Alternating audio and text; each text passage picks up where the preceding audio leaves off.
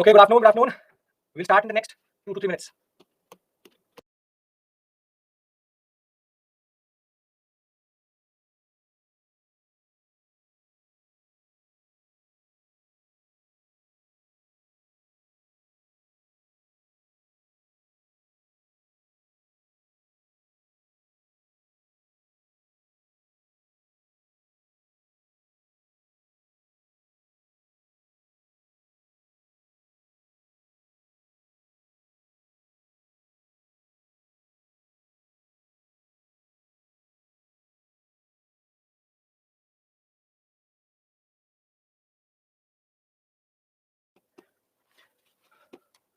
Welcome back, welcome back. I hope you had a good lunch. We'll be now taking our journey forward. Welcome back. Okay. We have discussed, yes, Mesolithic. Now we discussed Neolithic. We'll wait for 1 more minute. People are still joining in. Okay.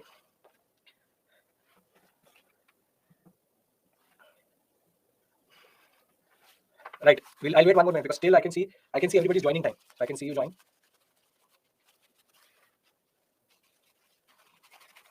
So as you know, next break is at 5. The next break will be now at 5 o'clock. I'll just write that down also. Yes. So now we are in the 2 to 5 p.m. session. 5 to 5:30, we'll have a break, half an hour, 30 minutes. And then we'll go from 5:30 till 8 p.m. last. So for anybody who's new, just remember, Saturday we go from 12 to 8, Sunday we go from 10 to 8. Right. Okay. Now I think everybody's here. Yes, so I can be. So till this point, what we've done is Paleolithic and Mesolithic. What we'll now do is a Neolithic, and more than that, once I'm done with the Neolithic, I will give you a certain formula, which is important. And thereafter, I will also give you the first summary, the way I give it to you, so that you can understand everything in the right way. And thereafter, we'll go into Chalcolithic, Bronze Age, Indus civilization, the most important topics generally. So let's talk about Neolithic. Let's talk about Neolithic. Okay. So if we talk about Paleolithic, is the pen too small? Can you see it? I can here, but is the pen size too? Is this better or this better? A or B? A, B. Which is better? B, A, B, A, B, B. B is better. Okay, Paleolithic is better. Okay, so let's use this only. Now, very simply, we have to discuss Neolithic. So when we're talking about Neolithic, Paleolithic was about fire, was about evolution, was about crude tools, tool technology coming into its own. Thereafter, now we did Mesolithic. Mesolithic is domestication of animals, microliths, rituals and burials, but still hunting and society. Now, Neolithic is considered a revolution. It is called the Neolithic Revolution or the Agricultural Revolution. Now, the point is that agriculture is basically a very important resource or a certain technology. If harnessed, it changes a lot of things. Basically, agriculture triggers a lot of things which would not automatically happen within a non-agricultural society. Now, what do I mean by this? Firstly, the standard question would be that how did agriculture come about? And the answer to that question is very simple. It's all trial and error. For example, for thousands of years, somebody would be noticing that a plant is growing. When it is growing, then it is growing in a certain way. Then if you harvest it before, it is useless. If you harvest it later, it is better. Basically, somebody would have actually gone through this whole process of selecting seeds. What seed will give you what? How much time do you need to wait? The simple point is it's a very painstaking process of trial and error through which somebody would have been able to develop agriculture. So we take, for example, the atta, the rice, or the wheat, or maize, anything we eat for granted because we know that if we go to the supermarket, we'll find it and we'll get it. However, that is not true for early humans. You have to grow it. You have to, most importantly, nurture it and protect it. So the first major change with agriculture, or as soon as agriculture is introduced, the point is that agriculture needs what is called sedentary lifestyle. What do you mean by sedentary lifestyle? Can you sow a plant, sow wheat, and then go away for 5 months and come back and find the plant itself or wheat? If I sow it and then go away for 5 months and then come back? No. Very simply, it needs to be reared, it needs to be nurtured, it needs to be watered. So what agriculture does is it removes the nomadic nature of humans. Not fully, but partially. But most important, it makes them sedentary, or they have to settle down in one place. See, because previously, if you are in a certain area and you are here and you ate all the animals in this section, then you go into this section, then you go into this section, then you go into this section, you are basically nomadic. However, nomadic life doesn't suit agriculture. So the first change which basically agriculture brings through is that agriculture equals to sedentary life. Anybody has any issue in this? Agriculture equals to sedentary life. Anybody has any issue here? Sedentary life. Okay, nobody has no issue here. Very good. Now, let's take a scenario. That this is one Neolithic site. Understand one thing. Agriculture would not automatically lead to every form of hunting on, but there would be a section of the population, very simply, which would simply act like agriculturists. Hunting gathering will also happen in the background. Right now, it is not the primary, but it is developing in the primary. How does agriculture become poison? I will tell you. Wait, for that you need to understand the process. Now we have, for example, A, B, C, D, E. We have 5 different farmers. In these 5 different farmers, this person grows 10 kgs, 10 kgs, 10 kgs, 10 kgs, 10 kgs. And together, they need 50 kgs and they produce 50 kgs. What type of agriculture is this? Come on, geography. What type of agriculture is this? There is no agriculture, Sridevi, in the Mesolithic period. It's a properly Neolithic thing. This is not Jhum, not multi-cropping, not primitive. There's a word for it. Yes, very good, Himanshu. This is called subsistence agriculture. Subsistence agriculture means the amount of food you need, the exact amount you produce. So there is no surplus. There is no surplus in the sense that they need 50 kgs and they produce 50 kgs. It's called subsistence agriculture. You produce to eat. You don't produce for surplus. Now tell me one thing. In this position, if I had to go by power or purchasing power, not power, but bargaining power, A, B, C, D, E, who has more power, less power, or all of them equal power? When it comes to taking decisions, for example. Very good. They basically have equal power. They have equal power or decision making. I'll give you a very simple example of this and it will help you further understand. Think of it like 5 friends are living together. All of them have an income of 1,000 rupees and all of them contribute, each one of them rather contribute 100 rupees to an order of Zomato. Now, when you are ordering Zomato or Swiggy, whatever you like, does any of the friends have a say in what will be ordered or everything will be in consensus to everyone? It will be in consensus. Very good. It will be in consensus because everybody is contributing the 100 rupees. So very simply, nobody can dictate anything. This is the point of agriculture initially. Agriculture equals to sedentary life equals to subsistence agriculture. However, what happens is that in the same scenario, A, B, C, D, and E, what happens is that 50 kgs is the need. 10 kgs, 10 kgs, 10 kgs, 10 kgs, 10 kgs. But what happens is that somehow, because of watering more or using a better form of seed, E is able to produce 10 kgs more. So he has 20 kgs. So this 10 kgs is called what? It's called what? It's called what? This 10 kgs would be called what? Very good. This would be called surplus production. Now, he is able to produce 20 kgs. Somehow he also gets to know he is able to produce 20 kgs more. So there's now a surplus of 30 kgs. He is also able to produce 10 kgs more. So there's a 40 kgs surplus. Now the point is, surplus is a very bad thing. Because with surplus, what happens is, you need to redistribute. You need to redistribute. Because if you will not redistribute, who has how much power will start to basically affect the society itself. So for example, E starts to dictate more, C starts to dictate more, D starts to dictate more. 40 kgs is extra to what actually has been produced. So surplus production is basically the stepping stone to early state formation. Export is not export agriculture, there is no trade. Agriculture equals to sedentary life, equals to surplus production, equals to need for redistribution, and therefore agriculture is the reason why there is a need for a state. And therefore early state formation, the first time a state emerged was because of agriculture. And that is why agriculture is like a type of technology that has a domino effect. But why do I call it a poison? Is because now between A, B, C, D, E, are they equal as per social status? Are they equal as per social status? No. Very simply, agriculture is the single-handed reason why inequality develops what is called social stratification. That the society gets divided into certain stratas of haves and have-nots. People who have more, people who do not have more. So, like in physics, you would have done it, the Fleming's rule, the left-hand rule, the right-hand rule. You've done it, magnetism and current and amplitude, and you've done this concept of what we call as thumb rules. Exactly like the thumb rules of physics. Doesn't matter if you remember it or not. There is a very important concept in history that whenever there will be agriculture, agriculture will always lead to sedentary life. Sedentary life will lead to surplus production, and surplus production will in turn lead to need for redistribution. Then the process of social stratification, and last but not the least, early state formation. If you can remember this formula, most of history will be clear to you generally. Whenever there will be agriculture, there will be what is called as complexity in society. What we saw previously was simple societies. No surplus, no profiting, therefore everybody is equal. Inequality is something which is linked to agriculture.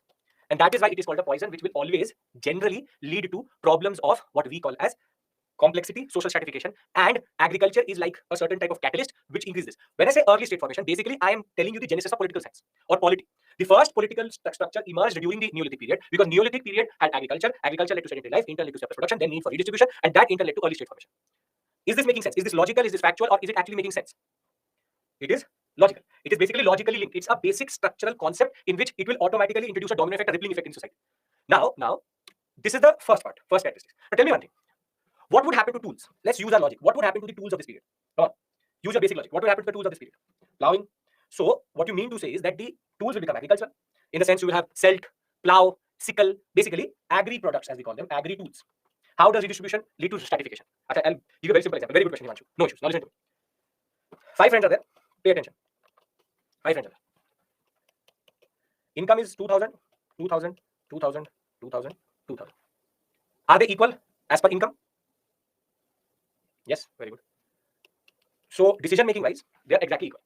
Himanshu, pay attention.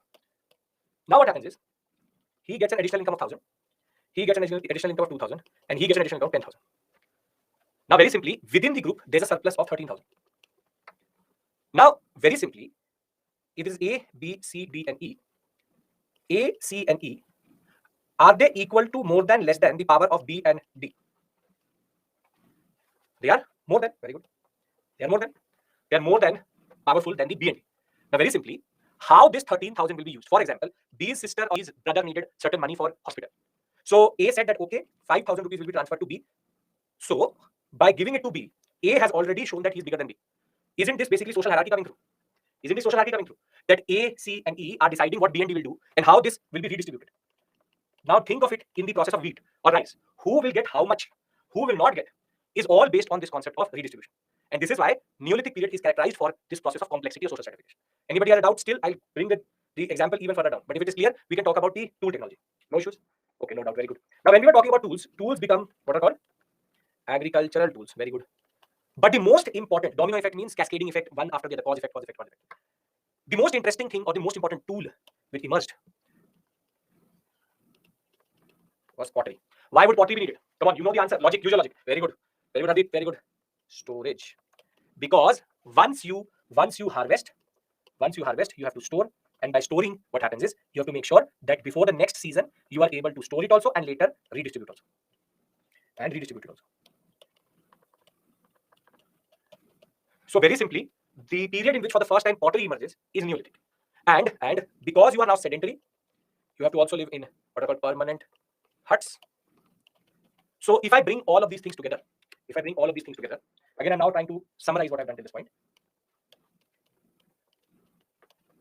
Everybody's following me to this point, no issues? Yes, okay. Features of the Neolithic. First, agriculture or domestication of plants happens. Second, agriculture leads to sedentary life and surplus production. Surplus leads to redistribution and complex social divisions or social stratification. Fourth, thereafter you have early state formation. Fifth, agricultural tools. Sixth, the concept of what we call as pottery. And seventh, permanent hut and house structures. Anybody has any issue with the 7? No? So till this point, everybody's following me? Now you see prehistory is basically fully logical. Nothing new, nothing big, all is perfect. There is nothing which is extremely factual. It's all logically related to each other. Perfect. Now, okay. Now the other thing, and see, why am I doing this with you? Because they will use these characteristics in statement-based questions and then ask you to identify or give you wrong statements. Yes, these points are very. I'll give you a sample question. For example, you tell me. I'm making the question in front of you. I'll give you a sample question. Consider the following. 1, 2.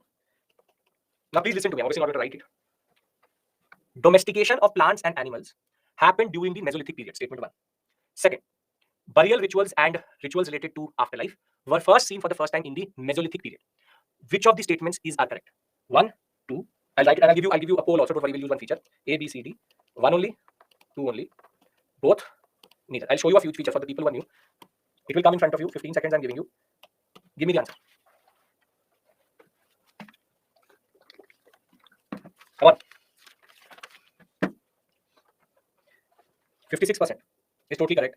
The people who went with 25 and 13, this 13% and this 25%. What happened? What was the reason why you went with A? 1 only? Understand, I said domestication of plants and animals happened in the Mesolithic period. No. Domestication of plants happened, not animals. Animals happened in the Mesolithic period itself. And second statement was burial rituals emerged in Mesolithic period. This is the type of question which can come because they will give you statements and then they'll ask you which is correct or incorrect. So now are you understanding the value of me making these notes for you? Basically, I've given you for every period a set of features. I'll summarize it in a different way also, don't worry. But are we following what we are doing till this point, and are you understanding the purpose? Because we are not going to do just hard work, we are going to do smart work. We are going to learn things in a certain way so that we understand what we are doing with that. You and me have to be on the same page with regards to what we are doing. Yes? Okay? Perfect. Now, the last thing which we need to discuss is sites, because Neolithic sites have already made twice their appearance in the preliminary examination, and every site has a certain importance, and certain sites have certain important characteristics, which is called the geological profile or geographical distribution, as you want to call it. So now, the oldest domestication of plants is not Mesolithic. Domestication of animals is Mesolithic. Domestication of plants is the technical term for agriculture.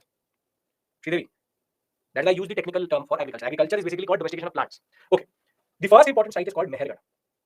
Mehergarh is the oldest Neolithic site in India. Now basically Pakistan, but Pakistan is nothing but India only. The simple point is that the oldest Neolithic site comes through in Mehergarh. So in the Indian subcontinent, Mehergarh is the oldest site.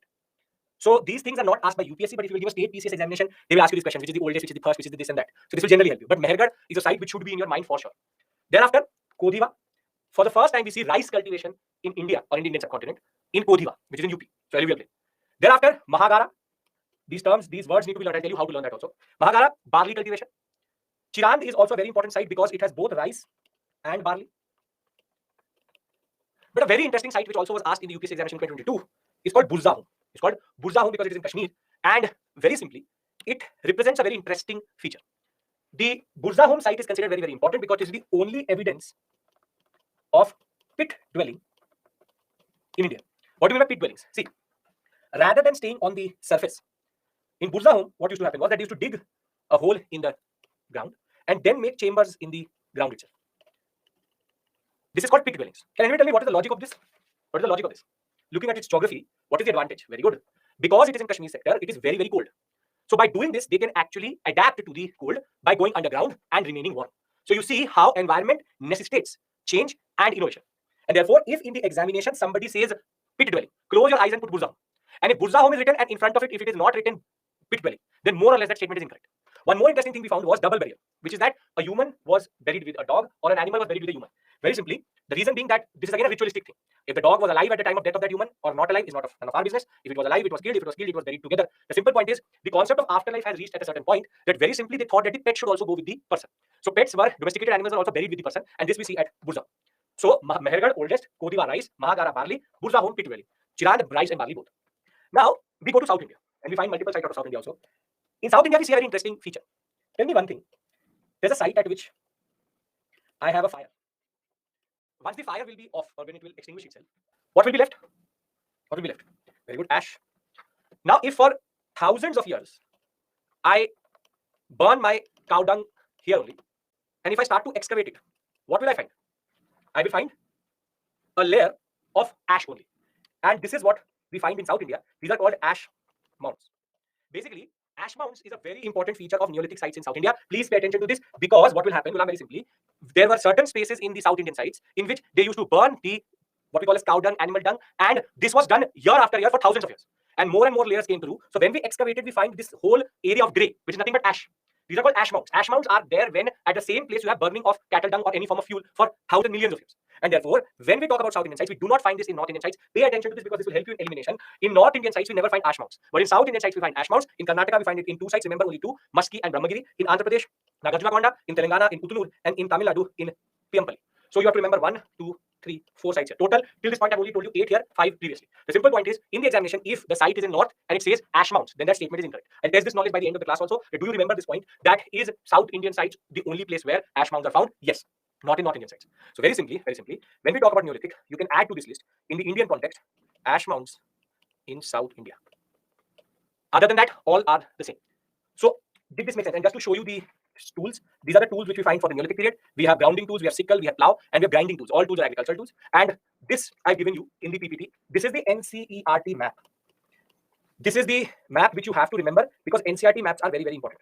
In this, whatever site is already marked, Chirand, Kodhiva, Mahagara, Burzahum, Mehergarh, along with Piyampalli and Hallu. This you have to remember because this will come in the examination. These are all Neolithic has no metallurgy. That is why they are called lithic stone tools. Chalcolithic is the first time copper. We are coming to that. I'm now going to give you a very interesting summary, important summary. But are we following what we've done till this point? Sickle is made out of stone, yes. Can I summarize what we've done till this point? 3 periods together. Can I do that? Okay. Now, how do I revise? This is a very important question. In the past, now close to 4 hours, I have told you Paleolithic, Mesolithic, Neolithic, I've told you certain features, certain understandings. Now, this is the way you revise and this is the way you understand everything. Very simply, this is my timelines, and you have to please pay attention. You should be able to make these timelines once I've told them to you. Okay.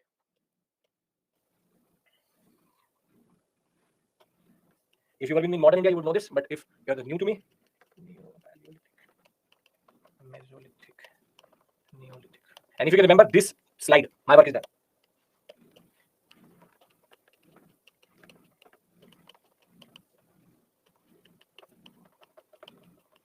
This 600.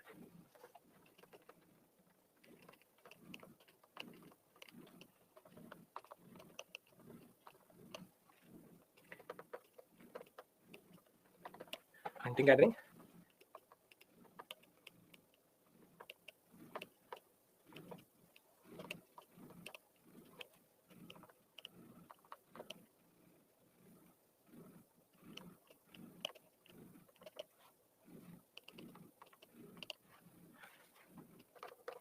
Simple society.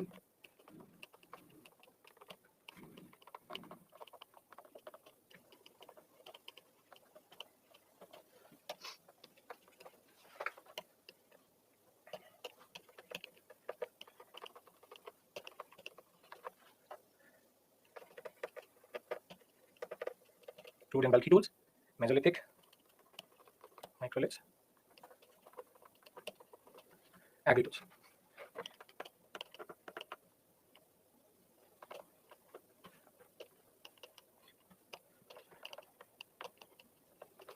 Rituals and burials, and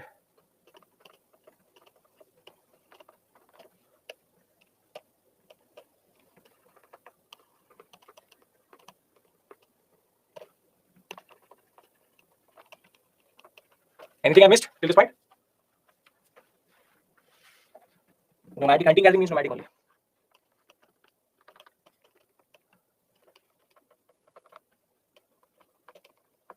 Now fine.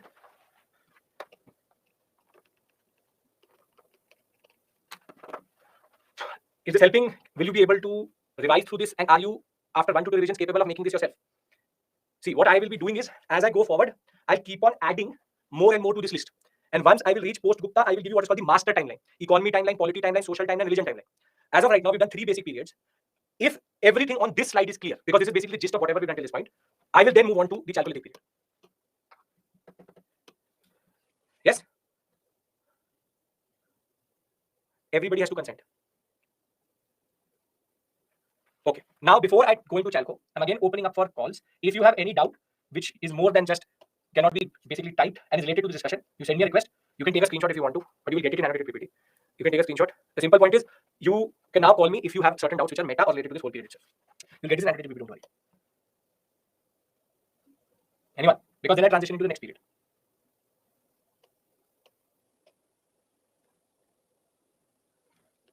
Sedentary means to be at one place again, same place again. Paleolithic, no state, hunting, gathering, simple society, no trade, crude and bulky tools are in caves, nomadic, no rituals. Mesolithic, no state, hunting, gathering, still but with domestication of animals, simple society, no trade, microliths emerge, cave and semi-permanent hut structures, rituals and burials emerge at this point of time. Neolithic, early state formation, no trade, sedentary, agricultural tools, agriculture plus domestication, plus permanent structures, complex society, social stratification. Right? Okay. Can I move on to Chalcolithic? Non-Harappan Chalcolithic rather. Come on. Village, see, village is a very big word. If you want to say yes, villages emerged in Neolithic period, but village is a very modern term. Okay. Now, let's now move to the next period. We have now very basically covered the prehistoric period. Now we need to go forward and discuss the proto-historic period. Now, the period which comes after the Neolithic period is called Chalcolithic period. It is called Chalco because Chalco means copper, lithic means stone. So the first metal to be used by humans was copper. No iron available. No iron evidence available. And Chalcolithic period is now the period in which we start to get bits and pieces, small evidences of copper tools. Can anybody tell me why is that copper emerged first and iron was the second one to emerge? This is again chemistry. Alloy they find? No. In South India, they straight away move to iron. That's not the point. Copper is light. No. Chemistry. Think of it as how it is made. See, copper smelting is at a much lower temperature than iron smelting. Meaning copper melts at a much lower point than actually iron. So even if they had iron, they didn't know how much temperature to give it. And therefore, copper, though it is malleable and ductile also, but the point is that copper was found and they were able to smelt and take out copper out of the ore easily, because as soon as they give it heat, within 1200 to 1500 degrees Celsius, it starts to melt. On the other hand, for a iron smelting, you need 2500 degrees Celsius. And that is why copper, though readily available also in certain areas, and iron was not, it is not a given that you will always find copper and then iron. But in Indian subcontinent, the first references will find to copper and thereafter iron, because iron technology needs a certain type of understanding. So the simple point is, first metal to be used by humans was copper. Is this clear? Why it is called chalcolithic? Yes. Okay. Now, in India, the chalcolithic period manifested itself in two ways. One is called the Indus Valley civilization, which is nothing but also called Harappan civilization. We'll discuss why. Previously called Harappan civilization. And others are called non-Harappan chalcolithic cultures. Non-Harappan in the sense that though they are, both are common, both are chalcolithic only, they have a different culture than Harappan. And that is why they're called non-Harappan. This period is also called the Bronze Age. Bronze Age in the sense, Indus Valley people were able to use an alloy of copper also, which is called bronze. Whilst the chalcolithic, non-Harappan chalcolithic people were only with copper, Indus Valley civilization people were able to also further smelt copper with tin and nickel to produce bronze. So bronze was only used by the Indus Valley civilization. So it is a subset. Please understand this, because a lot of students again confuse themselves or are confused by different sources. Bronze Age is nothing but a subset of the chalcolithic period. The chalcolithic period is very big. Within that, you have non-Harappan chalcolithic cultures, you have Indus Valley civilization, but Indus Valley civilization very simply is also called the Bronze Age. Can there be bronze without copper? I tell you the idea, don't worry about that. No. So therefore, Indus Valley is a subset of the chalcolithic period. And this period is more or less what we call as the period between 4000 to 2600. Generally, rather, we give it this 3000 to 1700. This is 2600 to 1700. This you will find between 3000 to 1700. We'll see. It's just after the Neolithic period. This is clear, right? This periodization issue is clear because this is the first issue which students face generally to understand where does it fit in generally. No issue? Okay. Now, let's first discuss the non-Harappan chalcolithic cultures. And whatever I have written or given you on this slide is more than enough for their information, because the questions are not coming from non-Harappan chalcolithic cultures, but Harappan civilization or Indus Valley civilization. So for the purpose of the examination, you just have to remember these basic things. Everybody's paying attention, everybody's with me to this point, no issue. Yes? Come on. Okay. So what do if the chalcolithic period is Bronze Age? What to do if they given chalcolithic period is Bronze Age? Sridevi, they will say Bronze Age is chalcolithic, then yes. The other way around is an incorrect statement. 1700, whenever written 700. 1700. 1700. Okay. Now, the first non-Harappan chalcolithic culture was in this sector of India, which is called the Ahar. Then you have the Jodhpur culture, the Kaitha, and the Jware. Harappan civilization was more or less towards modern day Pakistan and Punjab. On the other hand, in India, the heartland of India, we have non-Harappan chalcolithic cultures. The Banas culture had the most important copper site in India, which is Ahar. Ahar is a very important copper, what we call as mine, and the Ahar culture used the most amount of copper. Thereafter, you have the Kaitha culture, named after the Kaitha site itself in MP. Malwa culture, there are certain sites together called the Malwa culture, which is which is Iran, Nagda Toli, and Nagda Toli basically refers to a Toli, a group of what we call as fishermen. Further, Jware culture, which is Channa. This 700 is specific for this site, not for the period itself. Certain sites go to 1900 to 2000, 1400, 700. So I have given you the basic period. I can't write 700 there because that will basically distort the whole understanding of chalcolithic. So I know what is written here. This is for the specific site. This site went on. That's a separate issue altogether. Right? Okay. That is why this 3000 to 700, I'm not writing for this. And I'm writing vis-a-vis the Indus Valley civilization. This is for just one site, not for all. So that is why I'm make it as 3000 to 1700 with a certain exception of one site, which is this one. Getting my point? It is not true for the whole period, only for the Jware culture. Jware, as it is, Jware and Nevatsa, the Maharashtra sites are the ones which persist even after the what we call as the Indus Valley civilization is gone. So, stone with copper, limited use of copper except for in Ahar because it was on the mine itself. Limited urbanization. This will make more sense when I've discussed the Indus Valley civilization with you. Rice, social stratification, standard characteristics. The only addition is copper. So before we move on to the Indus Valley, I'll give you a break here so as to consolidate everything what we went to this point. But just to give you a basic understanding, we have discussed Paleolithic, Mesolithic, Neolithic, non-Harappan chalcolithic, fire, microlith, domestication of animals, domestication of plants, copper. No, state does not exist till Neolithic. Neolithic has early state. We are now going to enter the first most important civilization. Culture and civilization, the difference is in scale. We will now enter the most important civilization, which is still today considered the most modern one when it comes to its contemporaries. Before that, you need to be conceptually clear about all of this. Can I assume, can I presume, can I expect that you understand full prehistory? No issue with regards to the periodization, the names, and generally everything. I want everybody's yes. If you never said yes at this point, you say yes right now. We take a 10-minute break, we come back, and then we start Indus Valley civilization. Yes? Stone with copper is nothing but chalcolithic. Chalco means copper, lithic means stone. That is the period of chalcolithic. In this, we have two types, non-Harappan chalcolithic, Indus Valley we have to do. Within that, you have four sites, Banas, Jware, Kaitha, and Malwa. All have certain sites within them. Not that important. Most important thing is limited urbanization, and they are within Indian subcontinent. That's it. Okay. So, it is what? It is 3-2. We come back at 3:15. You digest all of this, and once you've done that, we will start with Indus Valley. That is a heavy topic, very long topic. Kayatha, and Kayatha, not same thing. Come on, Vivek. Kayatha. When I'm saying it's Kayatha. Okay. How to remember Sites Chennai, I will tell you that once I've given you a certain amount of information. There's a lot of information coming in Indus Valley. It's called the 15 minutes rule. Don't worry, I will tell you that. 3:15, we come back and we will start Indus Valley. I hope till this point everybody is with me. No issues. Chennai. See you at 3:15.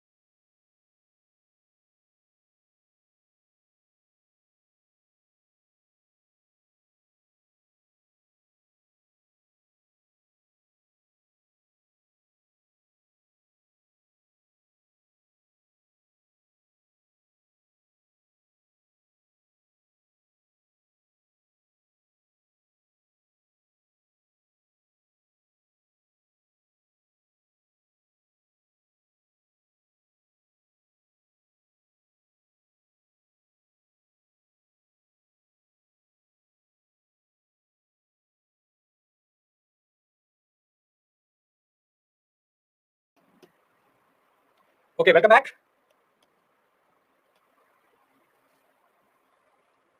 Can we start again? Yes? No? As you can see, the feedback form has also been shared with you. Please do fill that up also. Okay. Yes. Can we start again? Come on.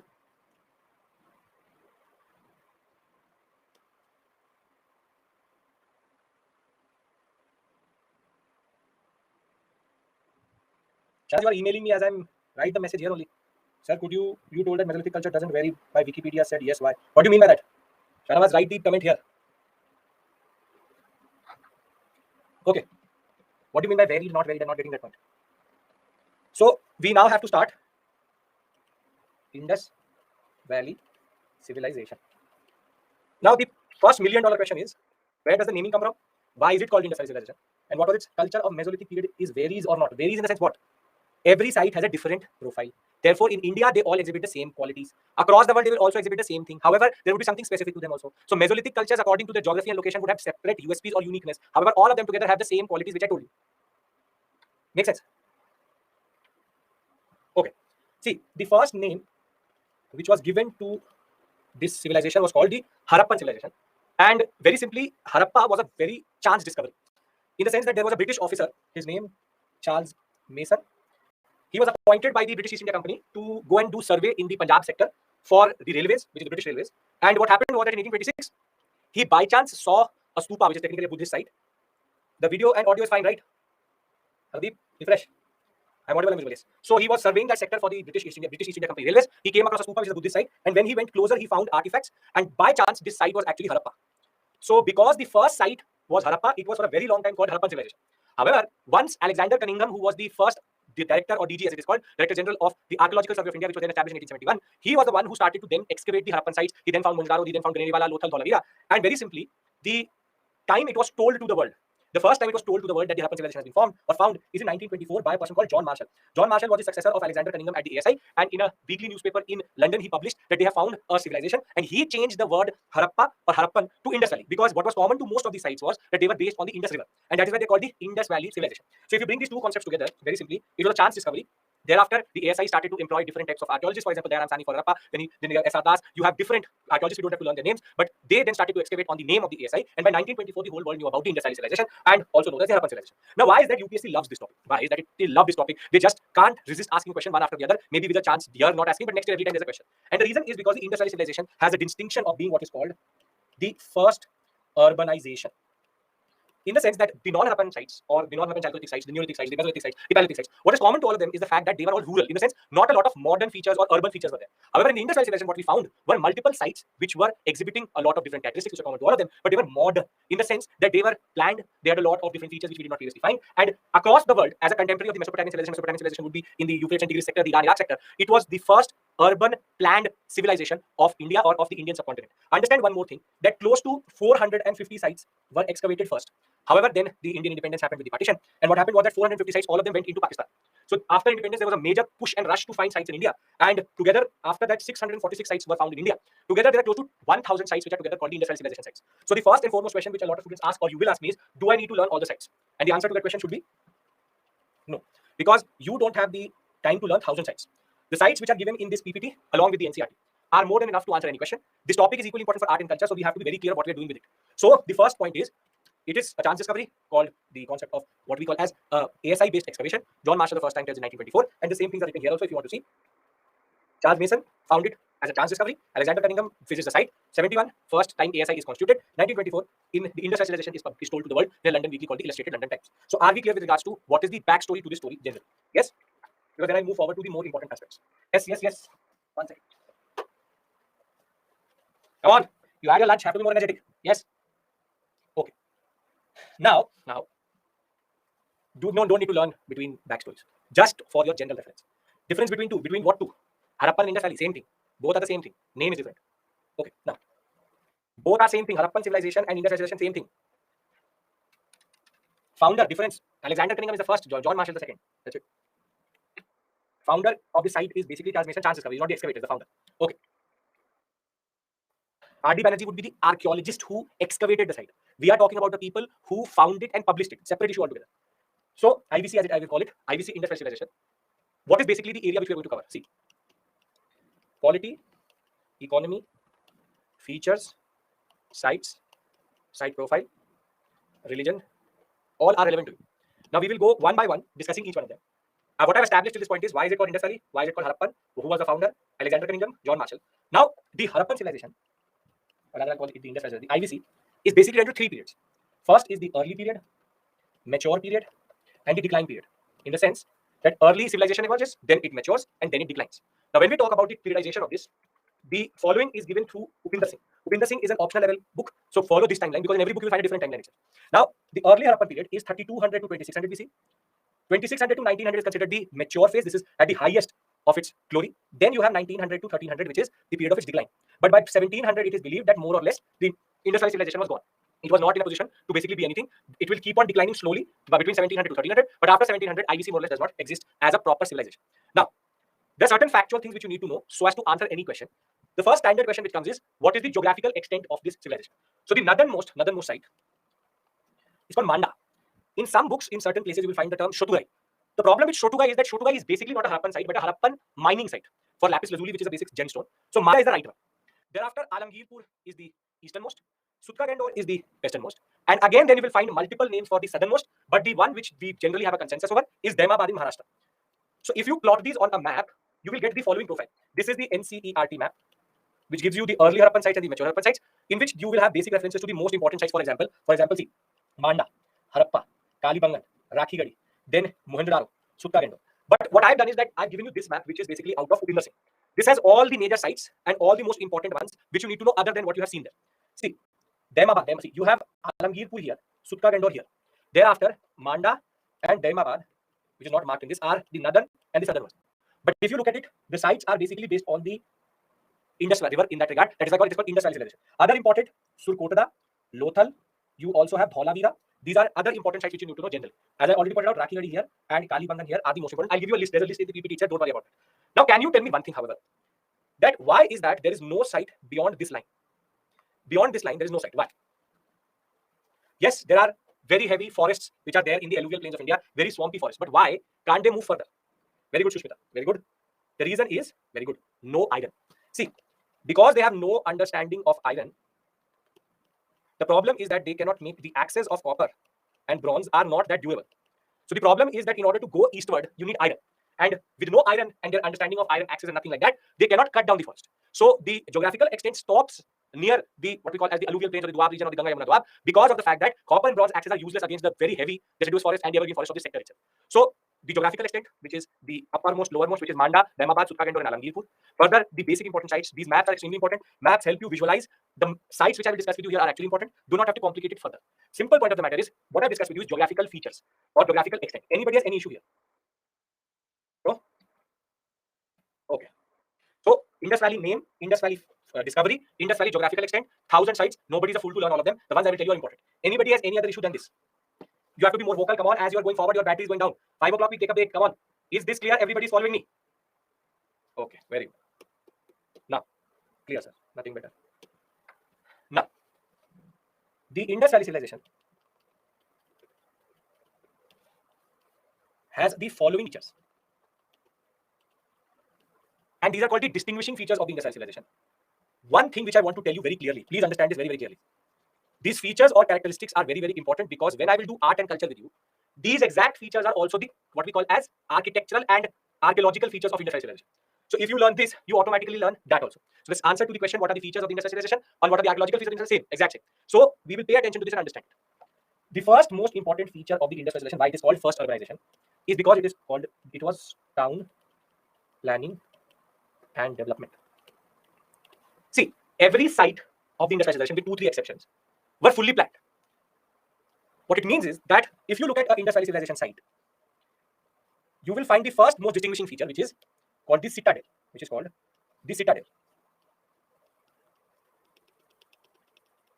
It's called upper town or citadel. And then you have what we call as lower town. If I show you the cross section of this in a 2D manner, it will look something like this. Very simply, this was the citadel or upper town, and this was the lower town.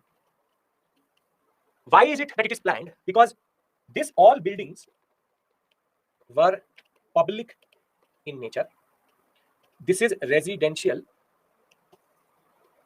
This is residential area. Very simply, what we find on this mount is basically the granary, college of priests. We find congregation hall.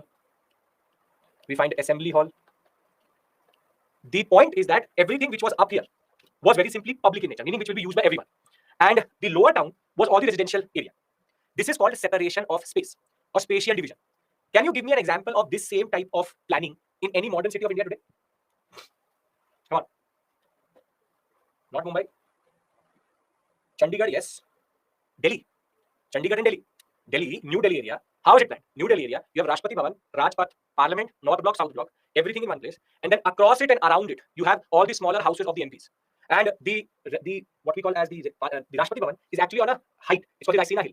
So very simply, actually, the model of New Delhi is actually copied from the Harappan civilization, wherein public buildings were actually brought in or were put on a height, and the lower areas were actually residential. Very simply, every Harappan site has this concept. It has a citadel and it has a lower town. Citadel would have the granary, the great bath, the college of priests, the administrative structures. On the other hand, in the lower areas, you would have residential. This is a very beautiful way of division of space: administrative and residential, public and private. Very simply, something which we've never seen before and we will not even see later. So is this first point clear? What do you mean by citadel and the concept of development around the citadel as a residential area? Upper and lower town, citadel and lower town concept. Is this clear? First feature. Okay. Now, the next feature which we find, which is again extremely astonishing, which we don't even find in India today, is something which somehow we forgot. Today, if for example we make a road, you would have seen it for sure. If you make a road, first the road will be made. Then somebody will remember that sewage line was not there. So they will dig up the road again, put in the sewage line. Once the sewage line will be put in, then somebody will remember, oh, we forgot the water. So they will add water. Once water and sewage will be done, the same road will be dug up. Then third, they will say telephone line has not gone through. So they will dig it up again. Then they will put in the telephone lines. Then they will realize, oh, we didn't put in the fiber lines. Same time, they will dig up the street 5 to 6 times. And by the time everybody would have been done, the road will again be repaved, saying that it is being redeveloped. Standard. In India, we forget and we do this. Telephone line, different department, water line, different department, sewage line, different department. Same thing happening over and over again. We make the same roads multiple times in India. This is called extremely poor form of urban governance and urban planning. But the Harappans did not do that. The Harappans actually had a very close and very planned network of streets, and the streets had sewage line, water line together made with the road itself. So the second feature, which will go back close to 4,000 years from now, is grid pattern and road network. In the sense that if it was the upper town or the lower town, all streets met at a right angle.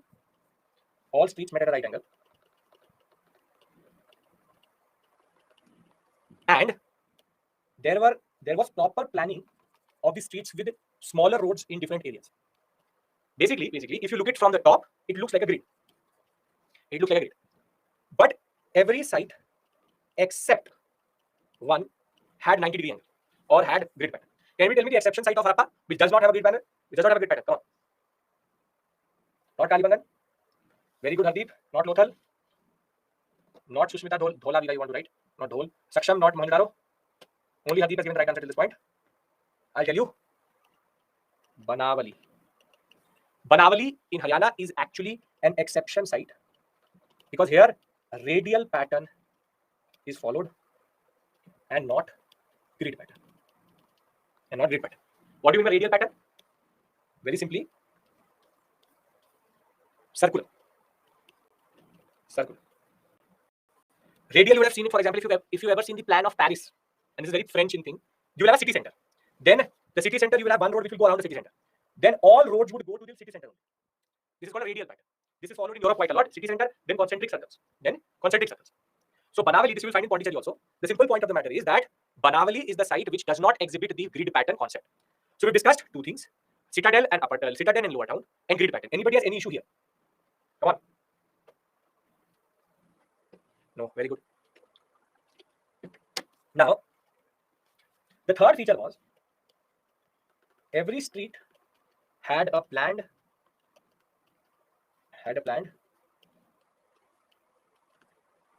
drainage and sewage system with it. How they manage cleaning process of drains? How you clean today? Generally, the Harappans were very, very smart. They never allowed their grey water and their fresh water to mix up together, which is that their drains were never linked up to their water supply. So they kept the grey water, which is used water, and fresh water separate. So even if they're not actually doing anything to the drains, it will not actually simply do anything to the fresh water. So they did not allow what's called cross contamination. So whenever they used to make a street, for example, they made a street like this, and they made a street like this, they always used to on one side keep water supply, and on the other side keep the drainage. So very simply, they had some places open drains, some places closed drains, and the water supply never mixed together. They made sure about that. And Harappans, the way they planned it was that water was not wasted, and this is one of the fourth important feature. Water management was one of the best in the sense you had rainwater harvesting, you had reservoirs, rather we'll say you had wells and step wells, and all were in a way linked to larger network of water bodies. And the most distinguishing, one of the most astonishing feature was that every house had a toilet. Are we open defecation free in India today? ODF 100%. No. And you see 4,000 years back, we had one civilization where every house had a toilet. And they had proper toilet system linked to sewage system further with flushing concept. The simple point of the matter is that we today can't plan streets with sewage and drainage pattern. And over and above that, in India, we still struggle with the concept of open defecation. This is why UPSC loves this topic. This is why we are extremely proud of the civilization, because it has such distinguishing features which we do not see anywhere else. And in that sense, water management, street planning, the concept of upper town, lower town, grid pattern, lower town, upper town, division of space is something which shows how if you actually want to plan a city with no modern excavation, with no modern geometry, with no modern tools, nothing at all. They did it with rudimentary tools, but they wanted to do it. So this is again an extremely elaborate concept. See, this is a street. These are the, I'll show you, this is the brick, I'll tell you. These are the streets. On one side you have the water drainage, the other side you have the sewage. You have wells. Wells are connected to different parts of the what we call as the city, so that water is also flowing through different parts. And another distinguishing feature is called fifth standardization, which is every brick was made in 1:2:4 ratio. City bricks 10 centimeters by 20 centimeters by 40 centimeters, and house bricks were 7:14:28 centimeters. So the bricks of the Harappans was fully standardized. Go to any site, go to any part, from Manda to Demabad to Sukkagantor to Alamgirpur, everywhere you will find the exact same ratio of bricks. That much level of standardization we don't even have today. If we ask something to be made in north and south, east and west, everybody will still be not able to make it to the exact same measurement. They were able to make thousands and thousands of bricks without modern geometry in the same ratio everywhere, which only tells us how civilized, but more than that, how modern the civilization was, that they were able to bring all of these aspects together in the best way possible. So from water management, due to the concept of grid pattern, to the concept of streets, to the drainage, everywhere we see a level of modernity, a level of urbanization which we've not seen previously. So if I bring all of them together, if I bring all of these together, just to read it out to you also, we have discussed citadel and lower town concept. Streets and houses of the Harappans were in grid pattern, well laid out streets with drainage system, the concept of sewage chutes and pipes separated from drains which were collecting rainwater, elaborate water management and bathing. Striking feature is the uniformity in bricks. Now comes the feature related to houses. Every house, if there was a main street which was going from this part, the door of that house never used to open into the main street, it used to always open into the side road. Because they wanted privacy or privacy. They did not want that the door opens into the street. There were no windows on this side so that nobody from the street could see inside. We have 1 to 2 story buildings. Further, all houses were made on the concept of what is called the central courtyard. Do you know what the word Angan means? Angan? Yes. You have seen that old houses have a central open area and the rooms are actually around that central open area. This is called central courtyard, Angan. So in India, we have used this concept for a very long time. Under European influence, we made it this concept of front and back open spaces. But actually in India, mostly, and from the Harappan civilization itself, houses were made with a central opening space and the rooms around it. So very simply, if you look at the house design at this point of time also, you have a central courtyard section, central area, which is there. And thereafter, all rooms are around it. And the door would always open into the side streets. And the main street was always, we had no form of opening into the main street itself. And again, this is something which is standard throughout the civilization itself. So as it says here, houses had central courtyard, doorways always open into the side lanes, Okay. Now, let's do one thing. Let's bring all of this together into one slide itself. Thereafter, we'll move on to the important sides. Everybody following me to this point? No issues? Okay, perfect. Now, features of the IBC sets. Okay, now, first, town planning. Second, citadel and lower town division of the site.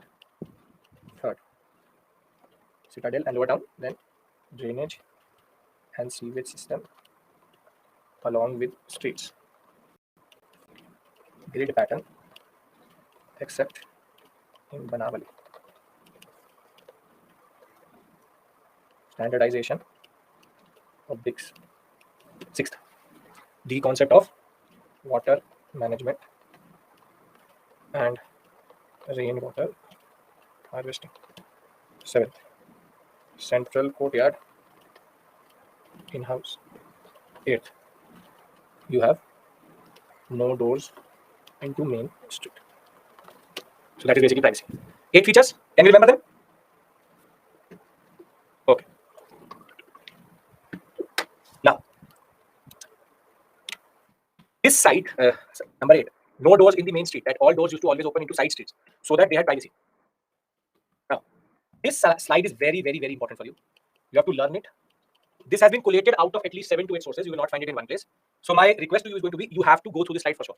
What I've done is that for every important site, what you find there, this will help in PCS examinations generally also, what you find in that place, it is given. For example, Mohenjo-daro, we have Great Bath, Granaries, Assembly Hall and College of Priests. This will help you match the following questions.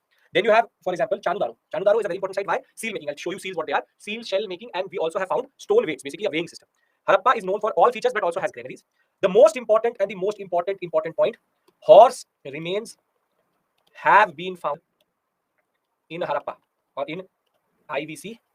The site is Surkotada. You will find multiple contradictory things here, but from even sites such as Lothal, from Kalibangan, from Chanhu-daro. But the first main source where we have found horse bones is Surkotada. Please remember this point, because UPSC once gave a question for which first it said it did not have horses, but later it issued a corrigendum and it also agreed to the point was horse was there in the Harappan civilization. Now, was it used for transportation and all is a separate issue altogether. We found bones, but we have not found any toys or any other form of artifacts related to horses, but horse bones have been found in Harappan civilization, which means that Harappa had horses. Can we all please agree to this? I am emphasizing this because you cannot forget this ever.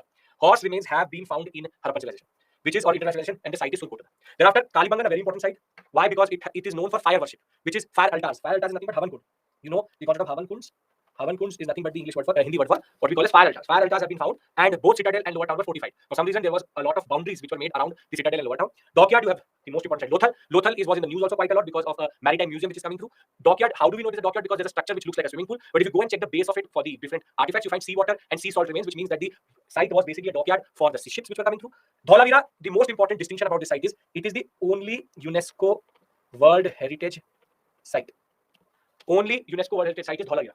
Dholavira, out of all the sites which are there of the Harappan civilization, it is the only site which has got the UNESCO World Heritage Site tag, which we'll discuss in art and culture also. It is known for its excellent water management. It had a very different design also because it was based on two rivers and very important in that sense. And last but not the least, at Banavali, where we also find the radial pattern, we also found a jeweler's house. In a sense, multiple jewelries were being made and we have found artifacts for this. You will not find this in any book. I brought it from different books together. This is a very important what we call as concept to learn and a site, what we call as slide to learn. If this is clear, then I want to discuss something more fundamental with you. Are we following this? Kumul Cave found fire ash, so it is also part of the. No, Saksham, stand. Do not bring random things together. Yes. Now the $1 million question which you would be scratching your head about, more or less, you would be thinking, sir, ko to bolna hai.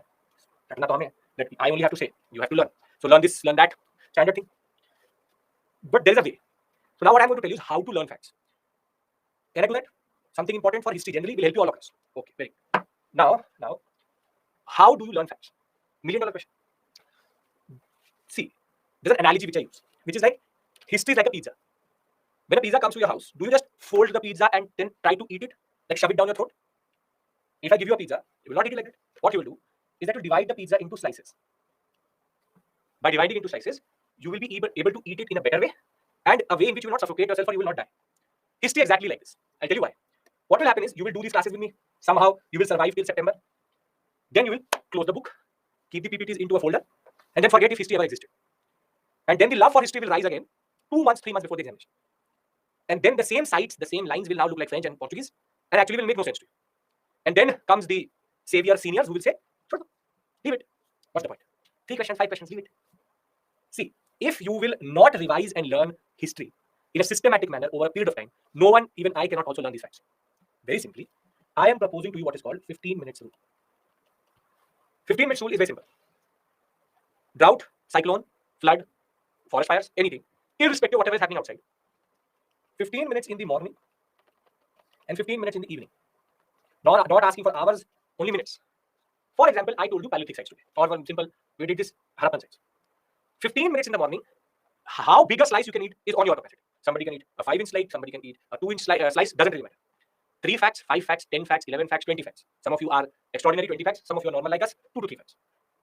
Learn them in the morning. For example, I learned Dholavira, Mohenjo-daro, and Harappa along with Taliban. Throughout the day, I'm not asking you to do anything. In the evening, try to remember the 3 sites which you remembered or you learned in the morning. If you cannot remember them, open the book there and then, start to revise and write it down and make sure that before you sleep in that 15 minutes, you remember those sites. And next morning, try to remember those facts again. If you can remember those facts again, then you move to the next set of facts. If you are able to give this half an hour every day in a disciplined manner, maximum there would be 100 facts, 200 facts. And within 200 days, 500, whatever days you have, as per your 2024, 25, 26, whatever, if you are able to do this, there is a guarantee that you will remember all the facts. Because this is called everyday form of revision. This can be done for geography, this can be done for politics, this can be done for economics, this can be done for anything. But a simple point is 15 minutes rule, morning, evening. Simple point is you learn bit by bit. If you are going to say that I'm going to learn all the facts of industrial civilization today, then you're fooling yourself. I will learn all the articles of the Constitution today, fooling yourself. I will learn each and every national park in India, fooling yourself. There is no one with this much capacity. As per scientific knowledge, anything which you remember today or try to learn today can be with you for 5 days maximum. That is the capacity of short-term memory. To put it into long-term memory, you need everyday form of what we call as stress and revision. So I hope that I'm not asking something extraordinary from you. My job is going to tell you what to learn. If needed, I'll tell you acronyms also when it will come to these are called mnemonics. I will tell you that. But here it is hard facts. Learn them, revise them, 15 minutes, and you will see it works. My students have told me, I basically played with this concept for quite a long time, and the way it happens is everyday form of revision. It's helped me, it's helped my students, and it will help you also. All subjects need 15 minutes. 15 minutes, all subjects cannot happen. For every subject, you would have to add 15 minutes. 15 minutes history, 15 minutes polity, 15 minutes economy, 15 minutes that. 15 minutes each subject, 1 minute every subject. What's the point? I am pertaining to my subject. You can see, for somebody who's 24, you can do it, for example, 15 minutes. For 25, 26, 27, 20, 30, 20, 40, you have more time. Half an hour. It is basically based on the amount of time you have. Try it. Tell me if it works. If you will add too much of detail, it will become hodgepodge. But if you do it in a systematic manner where you have your own repository, it will work, it should work, and it has worked. So I hope that this helps generally. Yes? Yes, no? Okay. You want a 5-minute breather? Because then we move to trade and all. We discuss the features. You want a 5-minute breather, then we take a break at 5. Yes, sir. Okay. 5-minute breather, everybody says yes, sir. The people who have never said yes are also saying yes. Very good. So we'll come back and do 5 minutes. I'm giving you. How to read NCERT, I'll hardly tell you as we go on. 5 minutes. We'll come back at 4:15. See,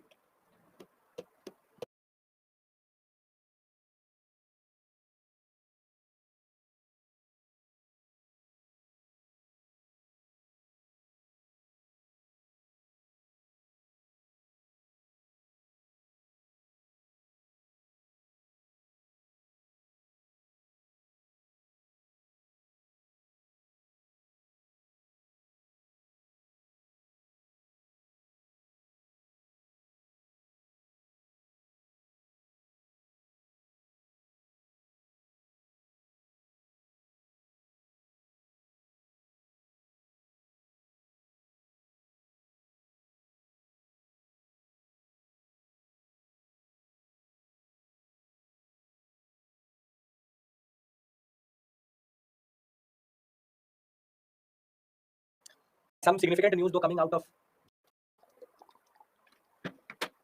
right. Okay. Some significant news though coming out of moon. If you've been following Chandrayaan 3, the Luna 25, which was a Russian lander, which was going to land just 2 days before Chandrayaan 3 on the surface of the Luna 25, it has crashed. So the Russians were going to basically rob us of that title of being the first country to go to the South Pole and land a lander there, but it has now crashed. So,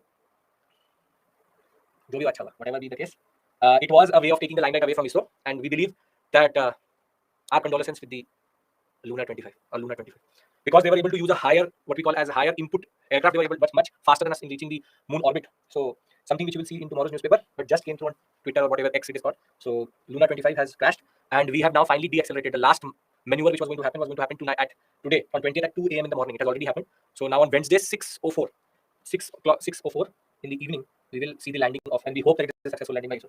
So some current affairs coming through as we speak. Can we go back to industrialization? Yes. Okay. Now, whilst in the previous period we had agriculture, hunting, gathering, this and that, an important thing which emerged during the industrial civilization was that yes, we have agriculture, we have hunting, gathering also.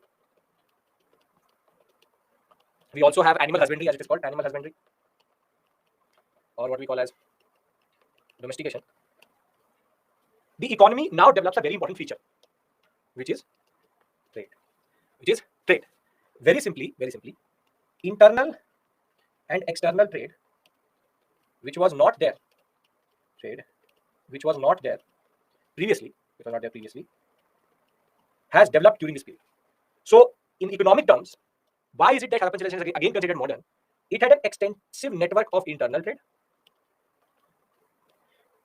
in a way that, very simply, the areas from where the raw material was coming was linked to the areas of production. There's a lot of craft activities which are happening at this point of time. And internally, tin is coming from some area, copper is coming from some area, lapis lazuli is coming from one area, carnelian is coming from the other area, the different grains, food is coming from one area. There's a lot of flow throughout this sector. Internally, they are very extensively connected. But what is the beauty of the Harappan civilization is that they are also connected through sea route and through what we call as land route. They're also connected to the world, what are called external trade, in which it was connected to Mesopotamia, the other advanced civilization at this point of time in Iraq-Iran sector. It is connected to Oman, it is connected to Egypt, it is connected to Bahrain. And throughout that sector, West Asia, we see that Harappan pottery, Harappan tools, Harappan names, and even Harappan references have been found. In Mesopotamia, because we've been able to decipher the language of the Mesopotamians, which is called cuneiform, proto-cuneiform, they refer to the Harappans as what we call as Meluha. So Meluha is a word which is used by the Mesopotamians for the Harappans. So what we see is that there is extensive trade at the internal and external level, which was again never seen before, and is very specific to the Harappans. And what is ironical is with the decline of the Harappans, this trade is also going to decline. So just to show you in a map sense, internally we have multiple channels through which things are flowing. You can see that in this sector, there are multiple channels through which things are flowing. But externally also, we have a route from which they were getting connected by the sea to Bahrain, to Oman, and through the land route, they were connected to the Mesopotamians and the different sectors. So you have Meluha, which is Harappa. On the other, Uttar Pradesh, but don't use the word. That is very specific to modern period. Then you have Sumerian sector, the Magan sector, which is nothing but Oman sector, Dilmun and Marash and Elam. These are different civilizations considered contemporary, but the Mesopotamian one being the most important. Basically, they all were connected to each other through certain channels, and this is again something very specific to the Harappans. Now, this is what you need to know. What was flowing was their pottery. What was flowing further was beads, jewelry, necklaces, bangles, and what are called seals. Now, understand one thing. A lot of people think that seals are currency. No, there's no currency here. It is all based on barter system. But this currency, the seal is nothing but a marking. It's like a stamp, which was used to stamp it. And we found the seals in Harappa, across Harappa, and even in the other civilizations. So this is like a marking which tells you that okay, this thing is coming from Harappa in that regard. So very simply, now what I'm going to tell you, you don't have to learn, but just understand the depth of how this was actually going about. So you have standardization, you have mass production of items. Khetri mines was giving them copper, which was flowing through across the Harappan civilization. Then you have lead and zinc, which was again coming from Rajasthan. Tin was coming from Haryana to Assam sector.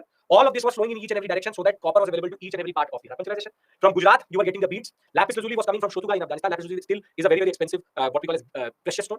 Two-wheel carts, we have found small toys, which tells us that this was the way they were actually transporting. We have also found small model boats, which tells us that boats and carts were the way they were actually using it.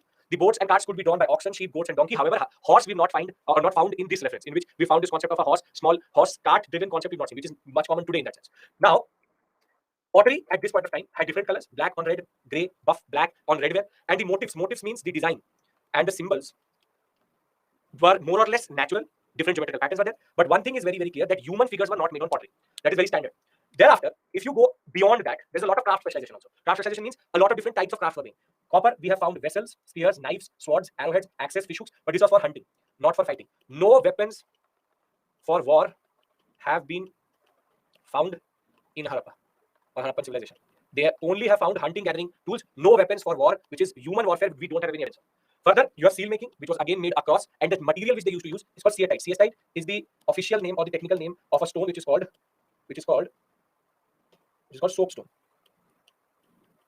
Soapstone. Soapstone is also called ceatite. Then you have cylindrical drills to make beads, and very simply they had drills through which they could actually make hollow beads. So they could put thread through this, and they were making necklaces also. So there's craft specialization. Again, don't have to learn any of this, just to give you a basic picture. They had very beautiful craft specialization, very good technology related to it. They were making seals, they were making copper objects, they were making bangles and pottery. If you add to it the fact that if you go to Kish, Lagash, Nippur, and Ur, which are basically Mesopotamian cities, we have seen that Mesopotamians were importing quite a lot of items from Meluha or Harappa: lapis lazuli, carnelian, gold, silver, copper, ebony, ivory, the tortoise shell, chicken like birds, even cat, dog, monkey were brought in from this sector to this sector. So animals are also flowing. Further, we have found Harappan or Harappan related artifacts in Hisar, not in India, but Hisar in Iran, Iraq sector, in Kalesh, in Supa, in Tepe, and in even the Omanian Peninsula. We've seen the basic commodities. Now, what do you do with all this data, all this, before we go to writing, which is the more interesting part? Very simply, what have we done till this point?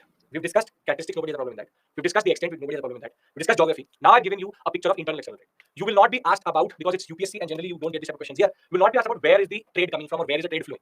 But at least by giving you this data, which again is out of multiple books, I hope you understand the extensive nature of internal and external trade. That is it. That is what I want you to remember. Can you do that? Is it making sense till this point? You don't have to learn any of what is written, just have to understand the extent of internal and external trade. Yes, okay, perfect. Now, with the Harappans, we have a problem.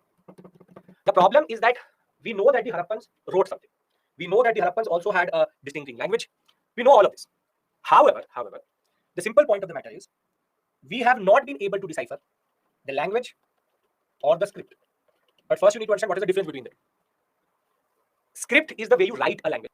Language is the noises or the phonetic system which is related to it. I'll give you a very simple example.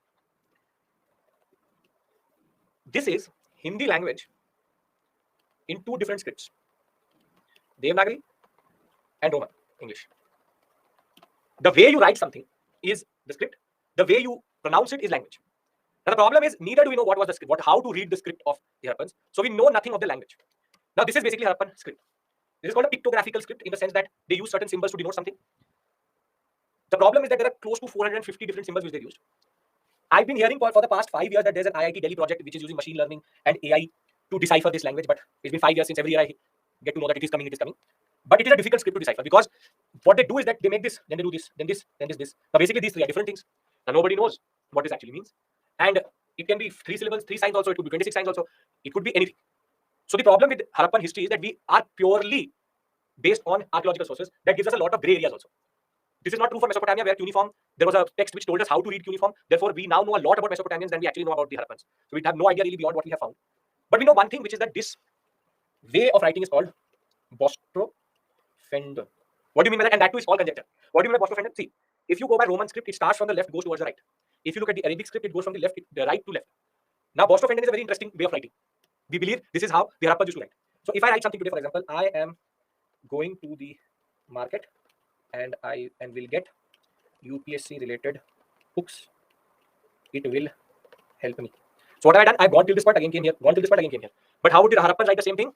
I am going to the market and will get UPSC related books. It will help me. Basically, this is called Bostrofender. This is called Bostrofender. That you change from left to right, then right to left, then right to left, left to right. We believe that this is the way they used to actually write, like this, but nobody knows, which is consecutive lines starting in opposite direction. And we have found from 5 to average 5 to 26 signs together. This is the Dholavira signboard. It's a very big signboard which was there, but again, we have no idea what it says. The simple point is writing. If in the examination it says that the Harappan script has been deciphered, no. The Harappan script or language has not been deciphered. Now, then you will say to me, then sir, how did the filmmakers of Mohenjo-daro make that movie? So please stay away from movies as source of history, because it is all based on random conjecture and they have no idea what they were doing also. Very badly made movie also, Hrithik Roshan. I would say that bad choice of movies in that sense. So I got a fever after watching that. Well, I hope that you are now better. But simply, please do not go with the line has not been deciphered till this point. Please remember this point, has not been deciphered. Any statement which talks about this, not deciphered. Clear with regards to this? I watched Oppenheimer also, yes. It's good. See, Nolan movies generally you expect a little bit of Interstellar, Inception, a lot of mystery, nail biting. Oppenheimer in that way is good, but a little bit slow paced. You know what is going to happen. He's going to very simply make the bomb and it will explode. So everybody knows that the Manhattan Project happened. So the acting is good, generally good, but unlike, for example, Dark Knight, unlike Inception, Interstellar in itself is a very, very interesting movie. The interest is not there. Good movie, that is. Okay. Can we move on to then thereafter society and religion? Okay. So when we talk about society, we already know that it's a stratified society, obviously, because very simply it is agriculture-based economy. So if it is going to be agriculture-based economy, it will be stratified. Therefore, agriculture was one of the reasons why it is a complex society. Then, when you look at the subsistence pattern, what they were eating, because Harappan civilization had different types of environments, in the sense it has plains also, mountains also, coastal region also. You have found wheat also. We found wheat from Mohenjo-daro, barley from Harappa and Mohenjo-daro. Thereafter, we have found dates, peas, watermelon, rice, and millets, everything. Basically, the diet included everything. And one of the most important things is, though Mehergarh was the first place where cotton was grown, Harappans were the first to grow and use cotton cloth.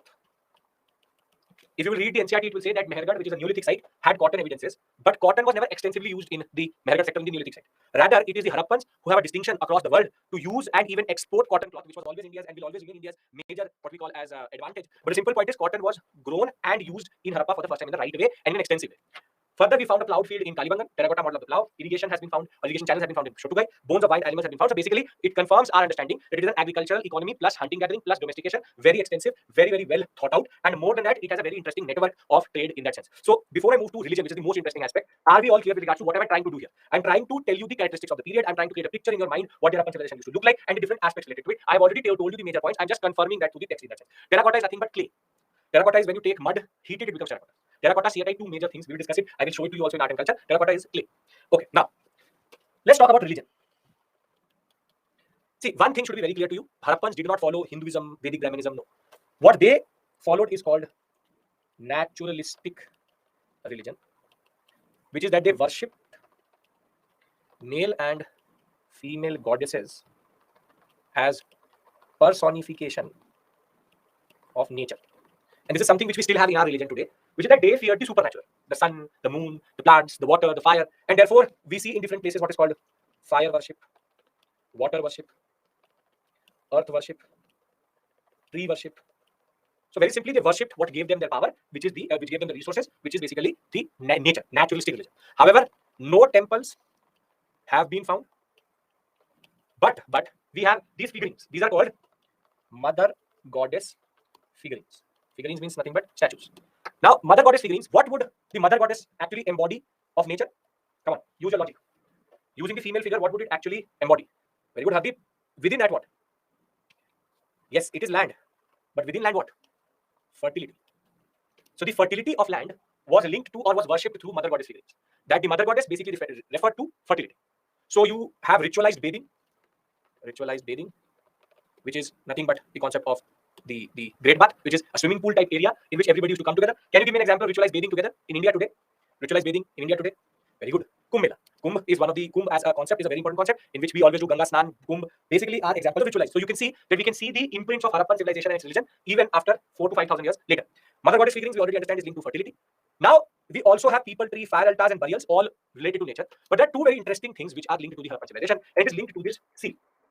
This seal is called the Pashupati seal. Pashupati seal. There is an inscription here which we don't know what it says actually. But what we see is a person, is a male, we think it is a male figure in a yogi position. And he is surrounded by animals, the rhino, the elephant, the tiger, and the bull. So basically he represents animal husbandry. Animal husbandry. But this seal is also sometimes called the Proto-Shiva. It's also sometimes called the Proto-Shiva seal. It's broken because it did not 5,000 years ago. How do you expect it to be there? Now there are two things. For the purpose of the examination, it is the Pashupati seal, represents animal husbandry. It is also Proto-Shiva in the sense that it represents, in a way, early form of Shiva. All of that I accept for the purpose of the examination. However, there's a problem. But when I tell you the problem, then we are going beyond our syllabus. So there are two things. I can either tell you that or I cannot tell you that. Very simply. For the purpose of the examination, Pashupati seal, Proto-Shiva, animal husbandry, male yogic position related to the Shiva concept later coming out of here. This is what generally books will tell you. But there are problems in this understanding because when I tell you these problems, we are going beyond UPSC level, going to academic level. But if you're asking me to tell you that, you have to then promise me to not use it in any context in the examination. It's then for only your general knowledge. Can we discuss that? If you say no, I won't. So it's your total your call. Okay. Promise, very good. See, tell me first one thing. Just by looking at this seal, is it Pashupati or Patni? Can you make out? No. So we don't know it is male or female. We presume it is a male. Second problem is that Proto-Shiva, if we call it, the concept of Shiva within Hinduism will come around 600, rather 300, 400 CE, which is close to 3,000 years from now. So the problem is that we are projecting something which is not there. And even if it was there, it had to have a link with the Rig Veda, which is again not there. So very simply, we are trying to find something which is actually not there. And this is called British misappropriation of facts. Because who called it Pashupati or Proto-Shiva were the British. Because the British saw Shiva and they said, oh, Proto-Shiva. And they said, this has to be a male and this is related to yogic position. However, there's a whole new literature which is available to us, which argues that we cannot ascertain the gender of the seal itself. Therefore, it cannot be presumed that it is Proto-Shiva. It will be Proto-Parvati, it could be anything. So, for the purpose of the examination, we go with it that it is animal husbandry, Proto-Shiva, yogic position, linga position, whatever it may be. But the point of the matter is, we are still not sure. And without knowing what the seal says, what if the seal says something randomly totally different? What if this once we decipher it, gives us, maybe it is Shiva. Anything can be there. And this is the problem where when we don't have literary texts, when we don't have literary references, this is what happens. You tend to now start to go into conjecture. That is the biggest issue. That we are just in random conjectural zone where we can't actually ascertain anything. But as I said, this is what you are going to remember, which is male and female goddesses, no temples, nature worship. Proto-Shiva seal proves male worship, and the mother goddess figures, both a terracotta figurine, a certite figurine, tells us about female. So I think you get my point. Why there is so much confusion over this seal itself generally. Yes? Yes, no? Okay. Mother goddess figure simply, mother goddess figure transcends civilizations. In every civilization, you'll find women figurines or what we call as mother goddess figurines, which always are either put into the ground or are worshipped as form of fertility. Women are the embody the concept of fertility in human civilization, and the same way they represent in land also fertility in that sense. Okay. Now, there are two things. We can do polity. Now, let's come to polity. Can we do that? Come on, everybody's following me. This is the last thing I do. Decline I will do after the break. Okay, very good. Now let's talk about polity. When we talk about polity, again, UPSC can't ask a question. Why? Because I agree, you agree that standardization, uniformity, citadel, all tell us that there's a mature state. But we don't know the nature of it. Who ran it? We know that the citadel tells us that there's a state. There's some power figure. Because of this Seatite, which is called the bearded priest, we believe it is priest. There's one set of what we call as historians who argue that it would be merchants, it would be you, it would be me, it could be anybody. The point is, here there is no clarity. Because to understand the nature, we need to understand the script. So UPSC, if they say that the Harappan civilization was run by merchants, that is also correct. Run by priests, that is also correct. The point is, there's different literature which argues some way, there are different literature which argues in the other direction. These things can only be sorted with the understanding of scripts. So if some people argue it is priestly rule, which was represented in that movie also, some people argue because trade was so important, it could be merchant rule. Srinath Nagar is the name of that historian. Could be anything. Again, it is open to interpretation. Jo aapka man kahe, whatever your heart says, it is that. It could be you, it could be me, it could be anybody who ran the Indus Valley civilization. But there was a state. Nobody's denying that. That much level of what we call as a standardization, centralization, uniformity cannot be there without a state itself. So again, king may have been there. Maybe there will be multiple kings. Could be anything. See, are you getting this? When there is in history, every time it's not black and white. Sometimes it's grey. That you have mixture of things. I cannot plausibly say you are wrong, I'm right, or I'm wrong or you're right. That very simply, if you say today, sir, Harappan civilization was run by monkeys, I could say sure, why not? 50% yes, 50% no. Until as I don't have evidences, I can't say anything. So it could be anything. It could be anything. So understand this, right? Polity, we have no clarity as of right now. With this, I open you all for doubts, and if you want to call. After this decline again, there's a lot of conjecture, but I have to explain a lot of things to you. So if you want to call and ask me something, I would be happy to take your calls now, and we will now meet at after this break at 5:30 p.m. So suppose we are reading something in textbook, then we have new discovery or speculation happens in news. Which see, understand one thing, Saurabh. If there's something in the news, it has to be first accredited by historians, added to the literature. Until unless it does not appear in the NCERT, it is not news for you, or it is not new thing for you in history. Okay. The live call feature is on. If you want to call and ask, please do. No? Yes.